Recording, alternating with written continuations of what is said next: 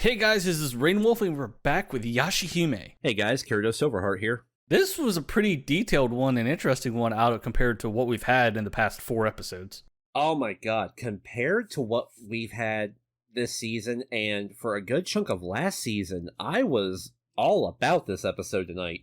Very much agree. So it starts out, it pretty much gives us a reminder of what the root is, this thing with the orb and the ball, but it's also, it absorbs and expels unlimited amounts of demon power. This is perfect for Toa. Oh yeah.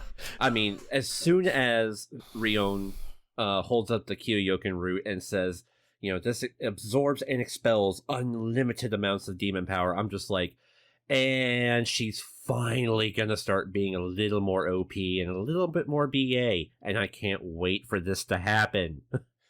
She's got her own siphon without... Yeah, give me something a little bit more redeeming about Toa at this point. And it's funny how she wants her to kill her father. She gives no crap. The grudge she holds to Kimimaro is very deep. Yeah, and I was eagerly anticipating the explanation behind that, as it was hopefully forthcoming in this episode, which it was. You know, but I mean, yeah, it was kind of dragged throughout the episode. Mm-hmm. But then it goes into, you have these demons trying to enter the mountain. I'm like, they're not going to get there to begin with because of the barrier. But then Riku, I'm like, Riku, why are you here? You don't need to be here. The barrier will take care of them themselves. Yeah, well, you know what?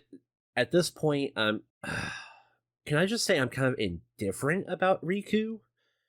I'm at a 50-50 with him right now. Yeah, I'm not necessarily like, yeah, Riku, fuck him up. And I'm not necessarily like, dude, go to hell on somewhere.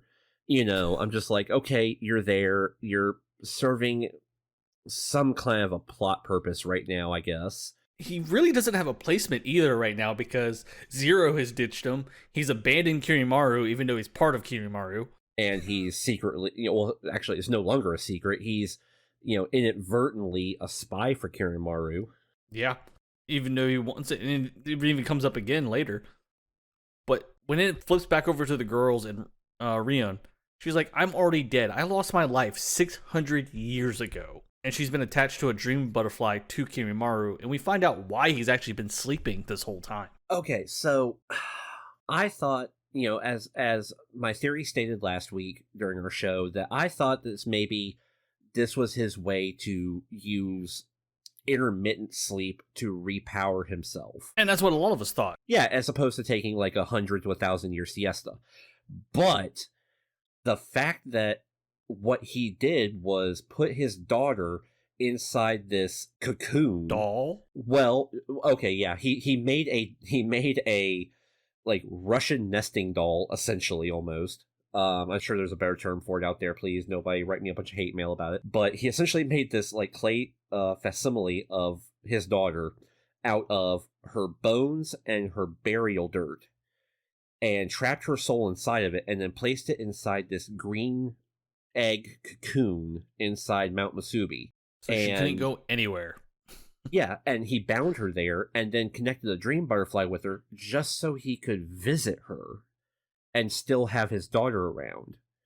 I'm like, dude, you're the most helicopter parent in the world. Now, don't get me wrong. I am a dad. And if anything, God forbid, ever happened to either one of my kids, I would probably lose my freaking mind. You know, I would go to whatever cost, you know, to see them again, probably. But yeah, this right here, this almost seems out of character for how we know Kirimaru. Yes. And it kind of deeps into that a little bit. And we come find out from her that he pretty much wants to destroy the world. He wants to bring the end of times, in other words. Because he's looking to find and capture the spirit Ankuru and to move the windmill of time. Yeah. So,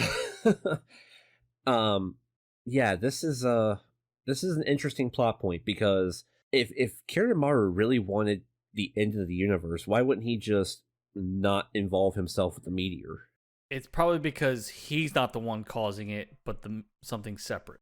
Well, true. It's not his idea of Armageddon, I guess. And he has his own ulterior purpose, because Rion does mention that the one place that Kirimaru cannot travel is through space and time. Which, you know, fuck me, because I spent half of season 1 Yeah, well, I mean, I spent half of season 1 talking about, oh, Karen Maru's hopping through time, between the feudal era and the modern era. No, apparently he can't fucking do that. We got the explanation of why there's a quote-unquote Karen Maru figure in modern eras, because it's a severed hand. It was all inadvertent. It was a screw-up on Riku's part. But I'm just like, everything I knew was wrong. I feel like I have that Weird Al song as a soundtrack to my life watching the show right now. Then we have Toa trying to hug a ghost, a spirit, whatever she's technically counted as at the moment. A projection? Yeah, well, I mean, in all reality, it's her spirit, so yeah. And she almost falls through her and then rebalances herself.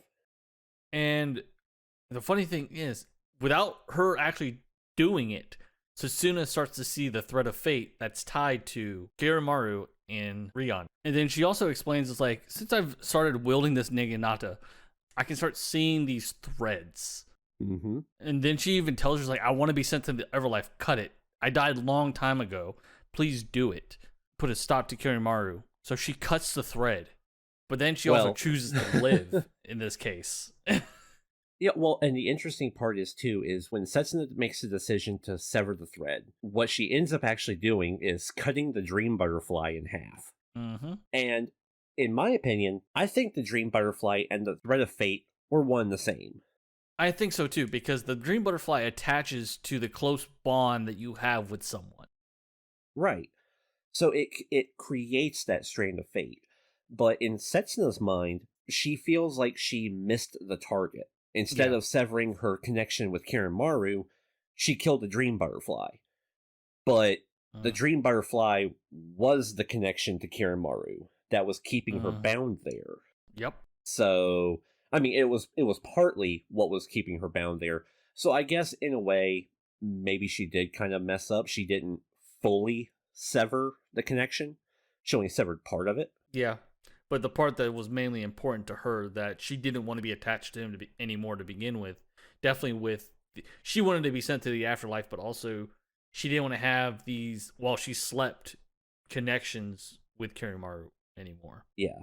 Which, what we see come up here in just a few moments, kind of plays into my theory that maybe Setsuna is right. She kind of missed the target a little bit, because after she kills the dream butterfly, the cocoon disintegrates and Rion's spirit goes back into her vessel, because Kirimaru's demon energy form rises from the ashes of this cocoon and says, it's not safe for you to leave here, return to your vessel, and pulls her back in. I'm like, okay, well, she killed the dream butterfly, but her father still has some domain and control over her, but part of that could also be the spell and the barrier that he placed around the area to keep her there.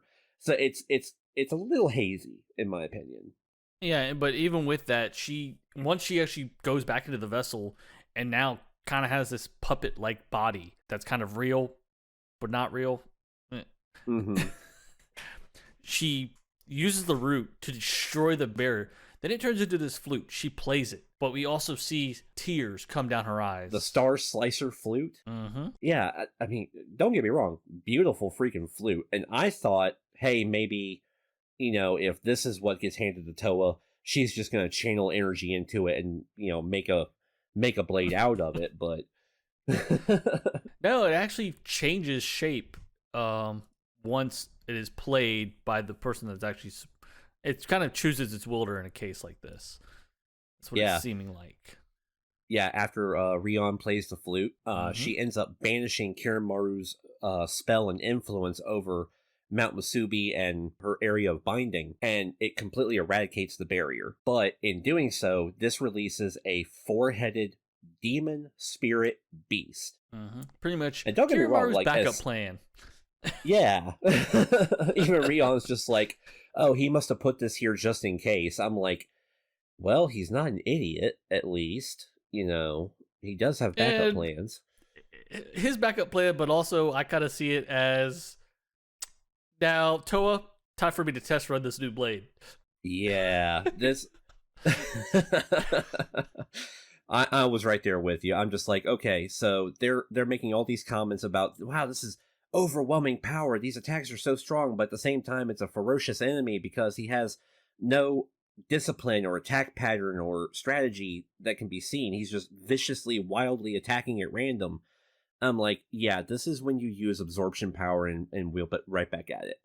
Well, it doesn't help that it's a demon spirit, so it's technically made of pure demon energy.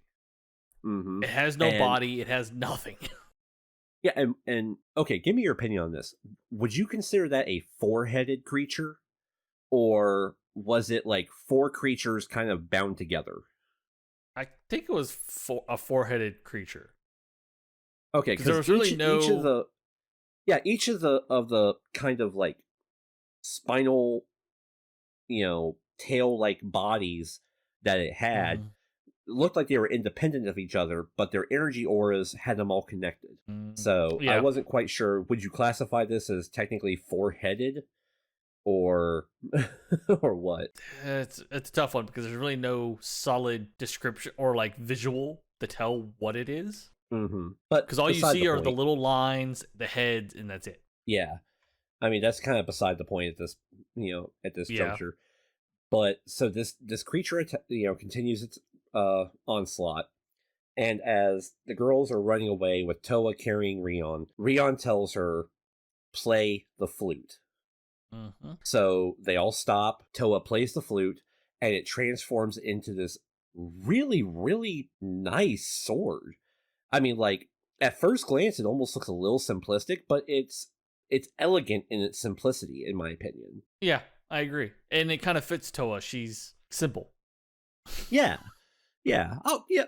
I'll completely agree with that. And we also get a backstory of the blade. Rion identifies the sword as the Zansaiken, and apparently this is the counterblade to Kiranmaru's sword, which we come to find out is the Bakusaiken. And the lore behind the sword is that in ancient times, Amasumika Boshi, the god of stars, bequeathed two swords, and it's believed that Toa and Kiranmaru's swords are those swords from the legend. Mm-hmm. And it's crazy on when she goes to attack, when the first blast comes at her, the blade just absorb. Nothing. Yeah. Like there's no channeling, there's no focusing. It's literally just it hits that blade and disappears inside of it.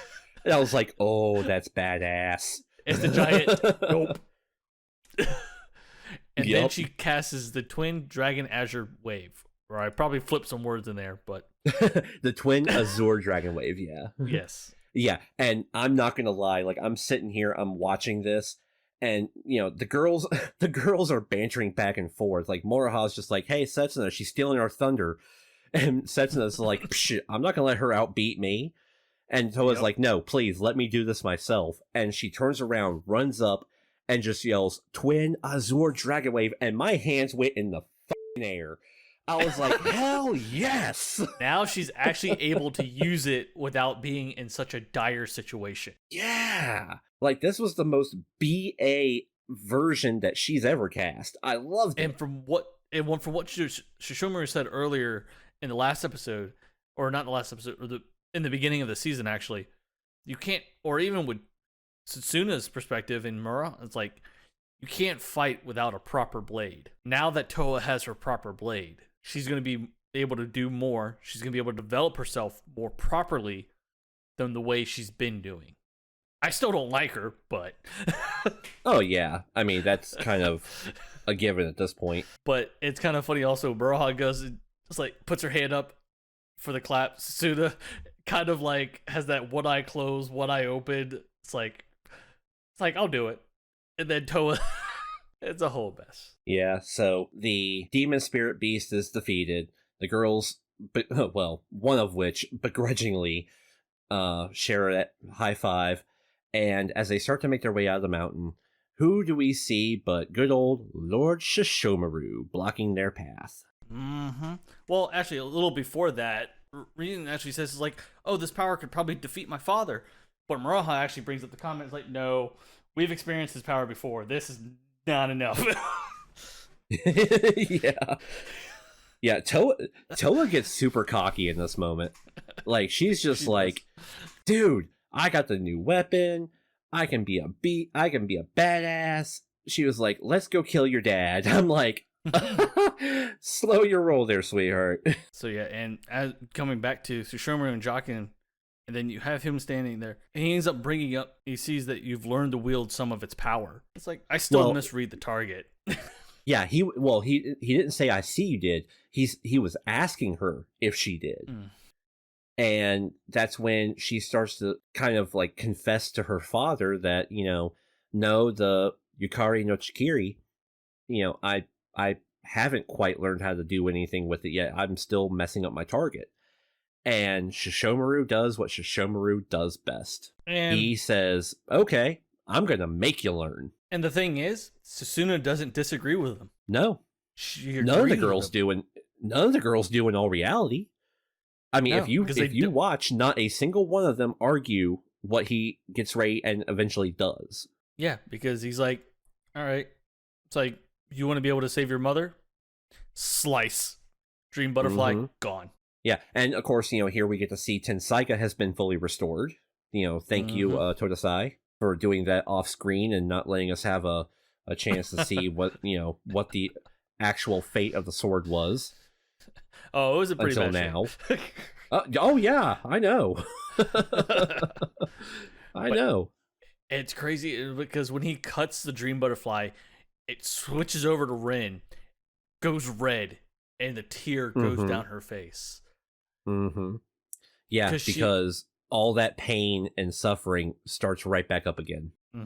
And even though Shishomaru doesn't show it here, we very well know he's hurting. Oh god, yeah. And Jockin is too, because the tone that Jockin has throughout this whole conversation with the girls, he's very somber. He's very solemn. Yeah. He knows what Shishomaru is about to do, and he's just like, I don't like this, but if this is what it takes to save Rin, I think he's kind of resolved himself to it. Yeah, and he even says something to Muroha as well. It's like, Muroha, were you able to meet Inuyasha? How the hell did you know that? I see. And flies off. I'm like, you cryptic son of a bitch. That's a Sherman for you. Stop this. Like, I love you, but fuck off. Agree. But as all this goes on, it switches over to Riku. He's finishing off the last of the horde of demons that showed up. And they walk up to him. And dude, that pile of bodies... like, that was something. I was like, okay, these demons were desperate. Yeah, I was like, yeah, you guys thought you had strength in numbers, and you went up against a soulless puppet. Yeah, good job there. Riku actually reacts to it's like Lady Rion, pretty much as he's still the underling to the master. Well, I mean, and they haven't seen each other in what 600 years. Yeah. So I'm guessing Rion died not long after Riku was formed after that confrontation with Toga. I would say so, because we do see him formed and Rion is still alive at the time. She's on the deck of the ship, and she wasn't injured or anything during that confrontation. As a matter of fact, Toga, as soon as she saw him, or as soon as he saw her, stops the fight and says, don't bring your kid to a freaking battlefield, and flies off. And coming to that, I was like, did the Great Demon Dog know what he actually wanted to do? Ooh. I'm guessing not, because if he did, he probably would have ended him in the first place, no matter what. But then again, he also has his principles. This is true, but this also leads me down another train of thought. Is Kirinmaru's intention to bring about the degenerate age, was that his goal all along, or was that something that happened after Rion died? Because Rion mentions the fact that he cannot traverse time and space. And the length and breadth that he went through to keep being able to see his daughter, I'm put in the mindset of the Kingpin from Spider-Man Into the Multiverse. Spoiler alert for anybody that hasn't seen it, where he literally breaks down the barrier between the multiverses in order to see his son and wife again. Yeah. So it just put me in that same mindset of, well, maybe he's doing what he's doing because he's just so done with this world not having his daughter in it anymore, and he lost his greatest opponent. I could see that. He's like, what's his purpose at this point? His daughter's dead, his greatest rival and strongest opponent he ever faced is dead, what does he have left? Nobody can contend with him. So what's the point in there being a world? Very true. And going back into the track, as we go on, Riku actually brings up the point. It's like, everything I see and hear gets back to Kirinmaru. And Toa, being Toa's stupidity. I love how this scene is framed, okay? It is framed in such a manner that you think she's getting ready to kiss Riku as a way of, I don't know, like getting back at Kirinmaru, maybe? I'm like, and then what the hell is going on? You even see the expression on Riku's face when she first grabs his face. Yeah, he's just like, what? And then she starts blaring into his face. I mean, like, to the point where, cartoonishly, she is twice the size of Riku. And she is just screaming at him. And we see the expressions from Moroha, Rion, and Tsutsuna. Like, oh, crap. It's like, Toa, we're not that powerful. We need time. And then Kirinmaru's like, all right, interesting. Mm-hmm. I think that's Kirinmaru speak for game on, little girl. Mm-hmm. And then Riku brings up, it's like, Rion is not safe with you, with what's about to happen, the fights between you and Kirinmaru. So there's no need to worry. I'll take her with me. He flicks his earring, the boat shows up, he grabs Rion princess style. Well, and the interesting thing is he doesn't really frame it in the fact of she's not safe with you. He frames it in the fact of you're a hindrance to Toa. Yeah. It's kind of runs both ways, actually, with the way the wording's done. It's kind of a both ways type of deal. Yeah. Because he does say she's not safe, but also she is a hindrance. Yeah, I mean, his last word about the matter is, as he's speaking to Rion, he said, if you are unable to freely move about, then you're going to be a hindrance to Toa. Mm-hmm. And I'm like, well, obviously, he's focused on Toa and doesn't give two craps about the other two girls, but whatever. Yeah, and Rion's not a combatant type. Yeah. That's kind of his shtick. But okay. Well, we also know Rion's not a where this is combatant coming type, from. So, yeah. Yeah, even though she is powerful AF.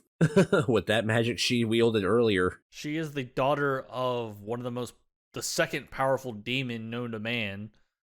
Mm-hmm. I say second because the great demon dog kicked his ass. Oh, yeah. Handedly. He probably would have been dead if his daughter wasn't there, too. So, but going back on the track, Sasuna pretty much falls to the ground, and Moroha's laughing, Toa's flipping out.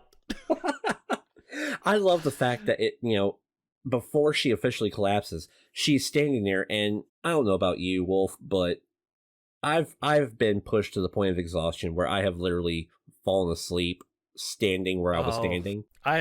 That was me, not last week, but the week before, running that 64-hour shift week, also taking care of edits. Yeah. You can imagine how the coming week is going to be with Neko. Oh, yeah.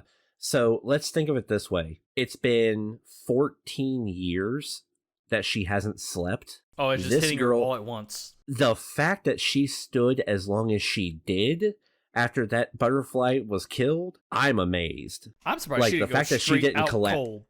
Exactly. The fact that she didn't collapse face first into the ground as soon as that butterfly was split in half, I thought, well, there's a freaking miracle and a half. Sets in the face plants, and Toa is flipping out, thinking, oh my god, did you get hurt? Did you get injured? What happened? And she's like, can't stay conscious. And Moroha is dying from laughter. Because she's been in that state a number of times. For once, Moroha wasn't the comic relief. No, Toa was. A mix of Toa and Sasuna. Yep. So I think that pretty much wraps up this episode right there. The preview didn't leave a whole lot that I felt was discussion worthy. This week. I feel sad about other it. Than the fact, other than the fact that this is going to be a very Hisui heavy episode, which, hey, I'm all about. I love Hisui. He's awesome. Yeah, it's going to be a Hisui heavy episode, but also it's a possibility that kind of makes one of the pairings, even though it's been canon, but now like officially canon in this boat. Yeah. You're not gonna see Susuda dolled up like this. Yeah, Willingly. we'll see if that ship sails next week. So, reminder everybody, me and Wonder Llama will be at NecoCon this coming weekend. Hope to see you guys there. We will be recording main events, panels, and notes photography. This is Rainwolf. And this is Kirido Silverheart. Remember to leave a like, comment, maybe even subscribe. And until next week, bye!